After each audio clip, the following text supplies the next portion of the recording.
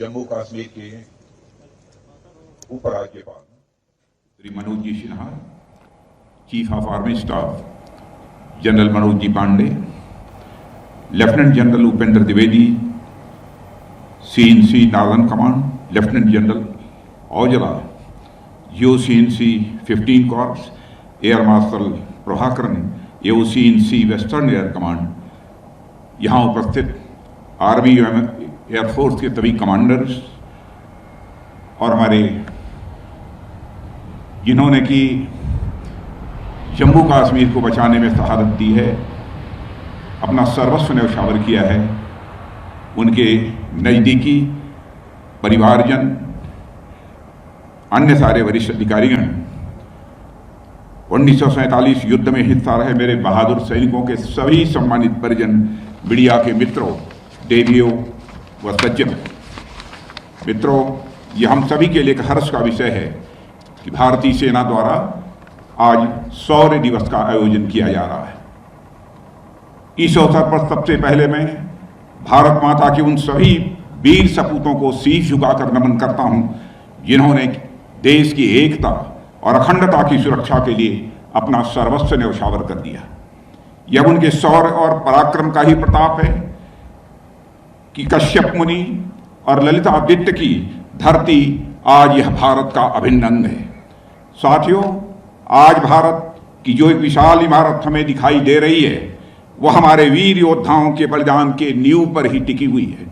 भारत नाम का यह विशाल वटवृक्ष उन्हीं वीर जवानों के खून और पसीने से अभिसिंचित है। अपने हजारों साल के इतिहास में इस देश ने अनेक ठोकरें खाई हैं, पर अपने वीर जवानों के दम पर यह बार बार उठा है। और जैसा कि किसी ने कहा है कि our greatest glory is not in never falling but in rising every time we fall. अर्थात हमारी महानता कभी न गिरने में नहीं है, बल्कि गिरने के बाद हर बार उठ जाने में है। बार बार गिरकर भी यह देश संभला है और इसने अपने वैभव को पुनः प्राप्त करने का प्रयास किया है। सन 1947 की घटना भी भारत के ठोकर खाने और संभलने की ही एक और अहम घटना है। मेरे साथियों, 1947 में भारत और पाकिस्तान के बीच जो विभाजन की कथा लिखी गई, इस कथा की रक्तिम स्याही अभी सूखी भी नहीं थी कि पाकिस्तान द्वारा विश्वासघात की एक नई पटकथा लिखी जानी शुरू हो गई थी। विभाजन के कुछ ही दिनों के भीतर पाकिस्तान का जो चरित्र सामने आया, उसकी कभी कल्पना भी नहीं की गई थी। नए जन्मे पाकिस्तान के पांव पालने में ही दिखाई देने लग गए थे। भारत में जम्मू और कश्मीर के विलय को लेकर विचार विमर्श चल ही रहा था कि 22 अक्टूबर 1947 को पाकिस्तान ने जम्मू और कश्मीर पर हमला बोल दिया। बताते हैं कि उत्तर पश्चिम सीमा प्रांत से बड़ी संख्या में कबायली अचानक से जम्मू और कश्मीर में घुस आए, जैसा कि हमने ऑडियो विजुअल डिस्प्ले में देखा है। और उनके शरीर पर सेना की वर्दी भले ही नहीं थी, लेकिन हाथों में बंदूकें, मशीन गनें, मोर्टार और लड़ाई के भी अन्य सामान थे। पहले हमला सीमांत स्थित नगरों दोमल और मुजफ्फराबाद पर हुआ।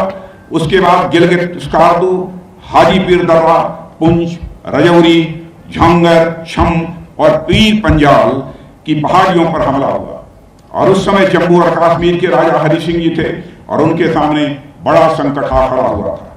पाकिस्तानी घुसपैठियों का इरादा इन रास्तों से होते हुए श्रीनगर पर भी कब्जा करने का था। इसी उद्देश्य से उन्होंने कश्मीर घाटी, गुरेज सेक्टर और टिटवाल पर भी हमला किया। सबसे बड़ा हमला मुजफ्फराबाद की ओर से हुआ। मुजफ्फराबाद पूरी तरह से बर्बाद हो गया। वहां के अनेक नागरिक मारे गए और बचे हुए लोगों के साथ बड़ा जुल्म ढाया गया। साथियों, मुजफ्फराबाद को तबाह करने के बाद पाकिस्तानी घुसपैठियों के अगले निशाने उरी और बारामूला थे। 23 अक्टूबर 1947 को उरी में घमासान युद्ध हुआ। हमलावरों को रोकना जरूरी था। इसके लिए ब्रिगेडियर राजेंद्र सिंह अपने दल के साथ लगे। उनके नेतृत्व में वहां मौजूद सेना उरी में वह पुल ध्वस्त करने में कामयाब रही जिससे हमलावरों को गुजरना था। हमलावर तो आगे नहीं बढ़ पाए पर ब्रिगेडियर राजेंद्र सिंह ने इस अभियान में अपना सर्वस्व बलिदान कर दिया, जिसे आपने जो डिस्प्ले आपके सामने हुआ है उसे प्रत्यक्ष देखा है। साथियों, कश्मीर के महाराजा हरि सिंह जी इस हमले से पूरी तरह से स्तब्ध थे और उन्हें सहायता की आवश्यकता थी। उन्होंने भारत से सैन्य सहायता की अपील की और 26 अक्टूबर 1947 को उन्होंने इंस्ट्रूमेंट ऑफ एक्सेशन पर साइन किए।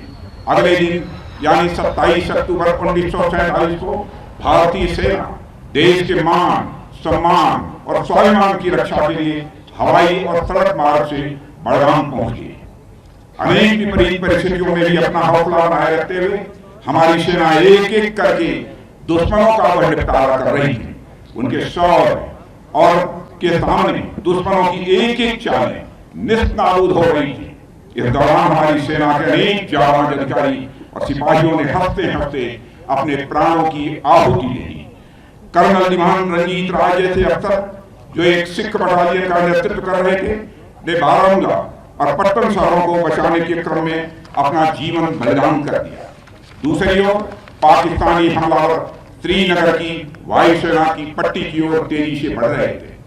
उन हमलावरों को 4 कुमाऊं रेजिमेंट के मेजर सोमनाथ शर्मा के नेतृत्व वाली एक कंपनी ने रोका। मेजर शर्मा के हाथ में प्लास्टर पड़ा हुआ था।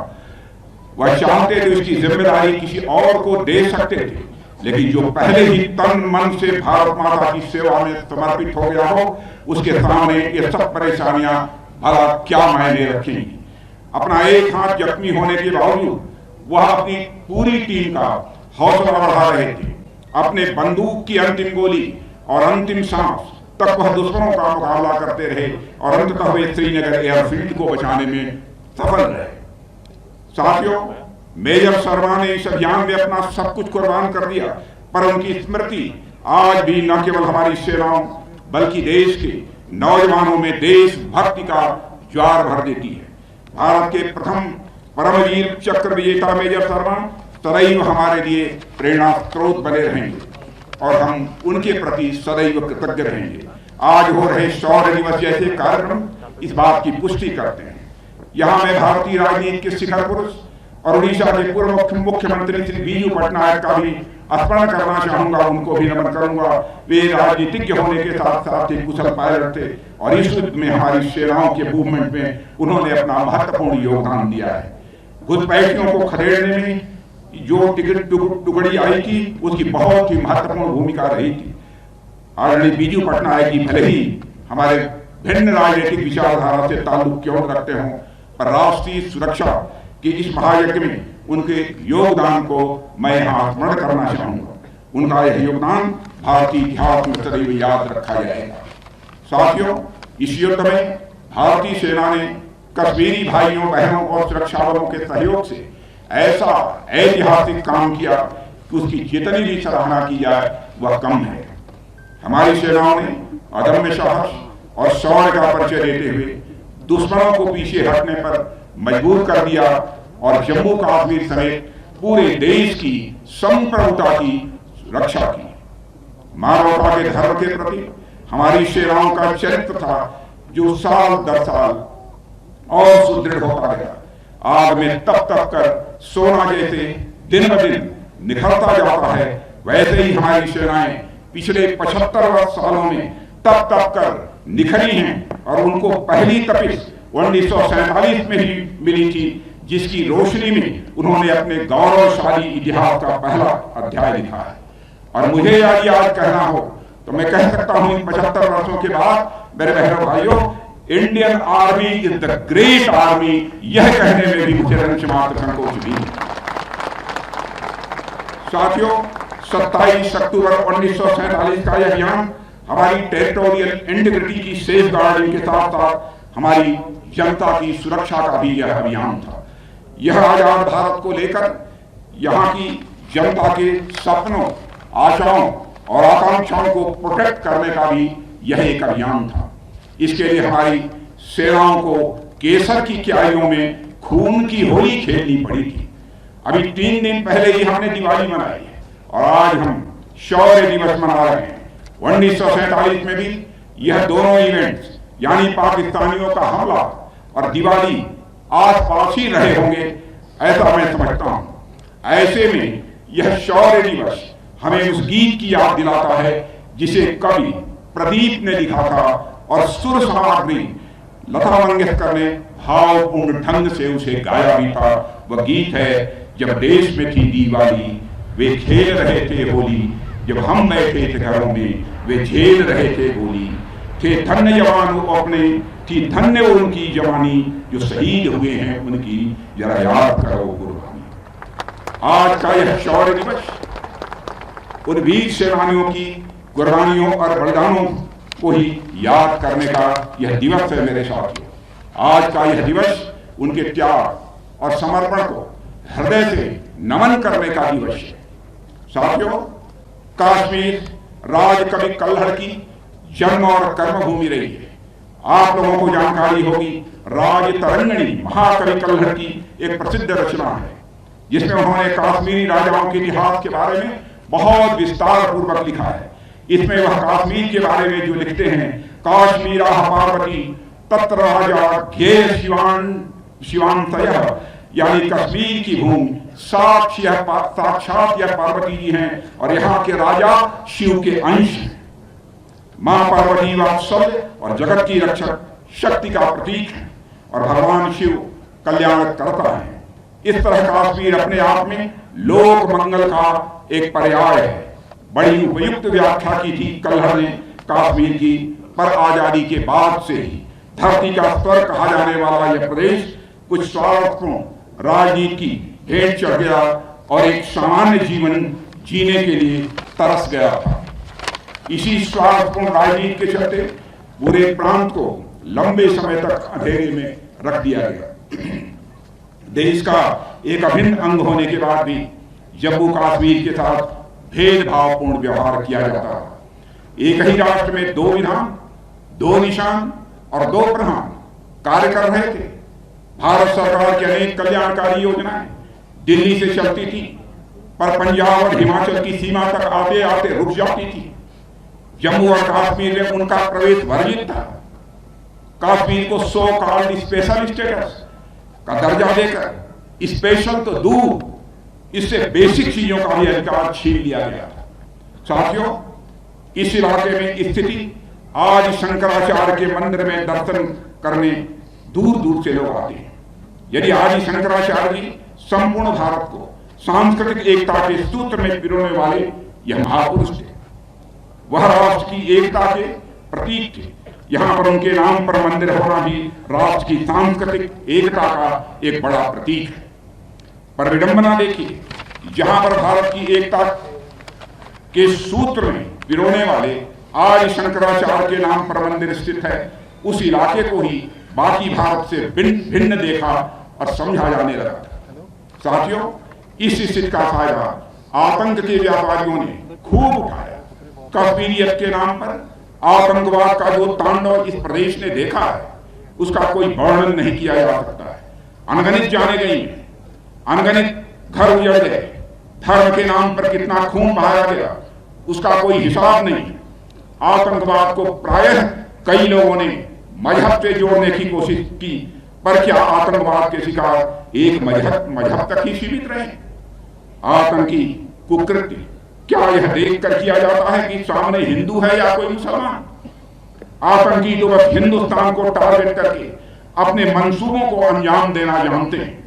इसलिए आतंकवाद से कोई भी प्रभावित होता है तो मजहब और पंथ कोई भी हो, वह पहले हिंदुस्तानी होता है और उससे भी पहले वह एक इंसान होता है। और इंसान के मूलभूत अधिकारों का हनन किसी भी सूरत में एक आदर्श समाज के लिए मेरे बहनों भाइयों यह एक्सेप्टेबल नहीं है। साथियों, मानवाधिकारों की जहां तक बात है, पिछले कुछ वर्षों में कश्मीर के संदर्भ में एक दुर्भाग्यपूर्ण स्थिति देखने को मिली है। इस इलाके में जनता की सुरक्षा सुनिश्चित करने के लिए सेना या राज्य के सुरक्षा बलों द्वारा आतंकियों और उनके सहयोगियों पर जब कोई कार्रवाई की गई है तो देश के कुछ सो कॉल्ड इंटेलेक्चुअल्स को उस कार्रवाई में आतंकियों के मानवाधिकारों का उल्लंघन नजर आया है। यह कैसी विडंबना है? उन्हें मानवाधिकारों की चिंता दिखाई देती है। भारत जैसे देश में लोगों के अंदर यह चिंता स्वाभाविक है और होनी भी चाहिए। इस देश की संस्कृति में मानव तो मानव, पेड़ पौधे, पशु पक्षियों तक के कल्याण की चिंता का भाव है। ऐसे में मानवाधिकारों की चिंता यह स्वाभाविक है।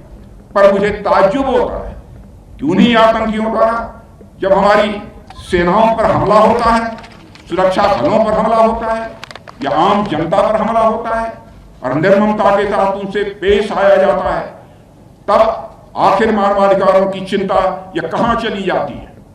वही सो कॉल्ड इंटेलेक्चुअल्स तब मुंह बांध कर बैठ जाते हैं, मानो आम जनता और सुरक्षा बलों के खिलाफ हो रहे कुकृत्यों के पीछे उनकी मौन सहमति। और मैं समझता हूं जम्मू कश्मीर में जो स्थिति बन गई थी उसके पीछे ऐसे लोगों की चुप्पी एक बहुत बड़ा कारण थी। सबसे दुखद तो तब रहा जब कश्मीरी पंडितों को एथनिक क्लिंजिंग करके उन्हें घाटी से पलायन करने पर मजबूर किया गया। समाज का प्रबुद्ध वर्ग जब अन्याय के खिलाफ अपना मुंह बंद कर ले तो समाज के पतन में मेरे बहनों भाइयों देरी नहीं लगती है। जम्मू कश्मीर भी इसी राह पर चल निकला था, इसलिए इस इलाके में बदलाव और विकास के लिए एक बड़ा कदम उठाना जरूरी था। यहां मैं श्रद्धेय श्री श्यामा प्रसाद मुखर्जी का स्मरण करता हूं और उनकी पावन स्मृति को नमन करता हूं, जिन्होंने देश में इस व्यवस्था के खात्मे और एक अखंड भारत के निर्माण के लिए जम्मू कश्मीर के फुल इंटीग्रेशन के लिए 1952 में सत्याग्रह चलाया। श्री मुखर्जी के साथ ही मैं एक और नाम लेना चाहूंगा जिन्होंने जम्मू कश्मीर के इंटीग्रेशन के लिए अपना पूरा जीवन ही समर्पित कर दिया। वह नाम कोई और नहीं बल्कि जम्मू और कश्मीर के पुत्र और प्रजा परिषद पार्टी के संस्थापक सदस्यों में से एक पंडित प्रेमनाथ जी डोगरा का है। शेरे डुग्गर उपनाम से जाने वाले पंडित प्रेमनाथ जी डोगरा के कुशल नेतृत्व में चले आंदोलन से जम्मू कश्मीर में न्याय और समानता की नींव पड़ी। साथियों, जम्मू कश्मीर के विकास का इतिहास उठाकर देखा जाए तो उसमें डोगरा समुदाय की बड़ी अहम भूमिका दिखाई देगी।